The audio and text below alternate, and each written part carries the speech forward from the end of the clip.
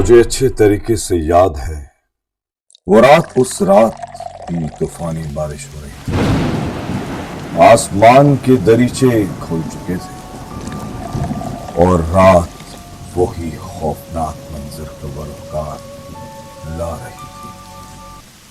मैं कभी नहीं चाहता कि ऐसा वक्त मेरी जिंदगी में फिर कभी वापस आए।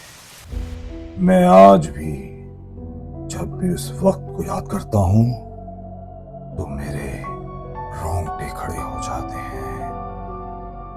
काश काश वो वक्त मेरी जिंदगी में ऐसा वक्त दोबारा ना आए।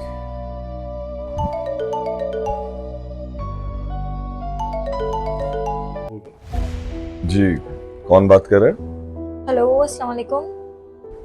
वालेकुम सलाम। जी, आप वही फेमस फोटोग्राफर नासिर बात कर रहे हैं? जी बिल्कुल, नासिर बात कर रहा हूँ। आप कौन मोहतरमा? जी, मैं वहाँ बात कर रही हूँ। I am a journalist. मैंने अभी भी अपने करियर का आगाज किया है। हाँ, लेकिन मोहतरमा मैं तो किसी को अपना इंटरव्यू नहीं देता हूँ। जी सर, मैं जानती हूँ आप किसी को भी अपना इंटरव्यू नहीं देते, बल्कि आपने पिछले 10 सालों में किसी को इंटरव्यू नहीं दिया है और ना ही कोई फोटोग्राफी की है।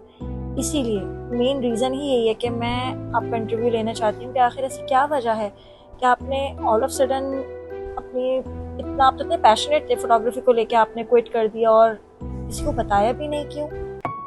ये वो कहानी है जो मैं किसी को बता नहीं सकता और ना ही मैंने कभी किसी को बताई है। सर लेकिन आप समझे ना, अगर आपने मुझे इंटरव्यू दे दिया तो ये मेरे करियर के लिए बहुत बेहतरीन हो जाएगा। आपको नहीं पता मैं किस शहर से आई हूँ, आपके शहर स्पेशली सिर्फ आपका इंटरव्यू लेने, और इस वक्त मैं आपके गेट पे खड़ी हूँ। आपको डोर खोलना पड़ेगा सर। मैं इस वक्त कहीं नहीं जा सकती इतनी रात को।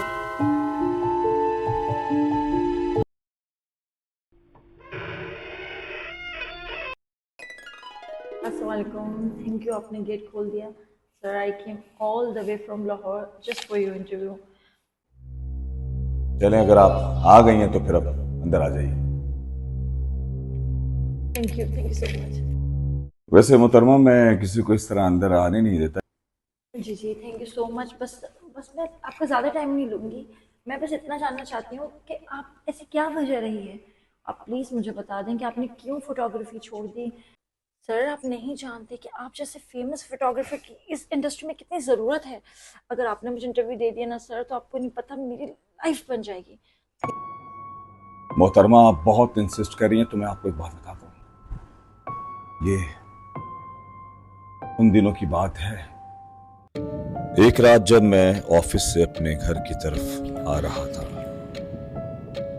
ये रास्ते में मुझे एक खूबसूरत लड़की दिखाई दी और वो लड़की मुझे लिफ्ट का इशारा कर रही थी और मुझे लगा ये वही लड़की है जिस लड़की की मुझे तलाश थी, जो मेरे करियर को बूस्ट कर सके।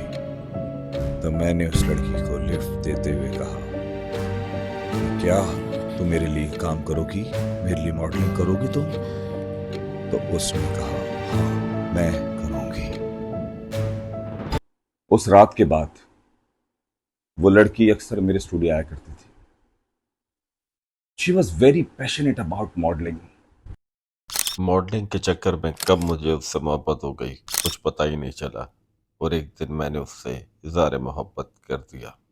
यकीन जानो, अगर तुम ना होती तो मैं इस मकाम पर कभी नहीं पहुंच पाता। Oh that's so nice of you. लेकिन मैं चाहता हूं कि इन सब बातों के साथ साथ तुमसे मैं अपने इजहार मोहब्बत भी करता चलूं। तुम्हें पता है मैं तुमसे जब से मिला हूं मैं मन ही मन में तुमसे प्यार करने लगा हूं।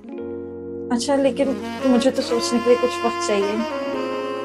एक मिनट, ये देखो, मैं तो आज बिल्कुल तैयारी के साथ आया था और तुम्हें पता है अगर तुम कल इस दुपट्टे को ओढ़ कर आओगी तो मुझे लगेगा कि तुमने मेरी इस बात को कबूल कर लिया। अरे यार, ये तो मेरे पीछे ही पड़ गया है। सोचा नहीं था मुझे शादी के लिए प्रपोज कर देगा। क्या करूं? लगता है इसे अपनी असलियत बतानी ही पड़ेगी। क्या बात है, क्या बात है जनाब, लगता है किसी ने हमारा प्रपोजल कबूल कर लिया। तो जरा अब चेहरा भी तो दिखा दें जनाब।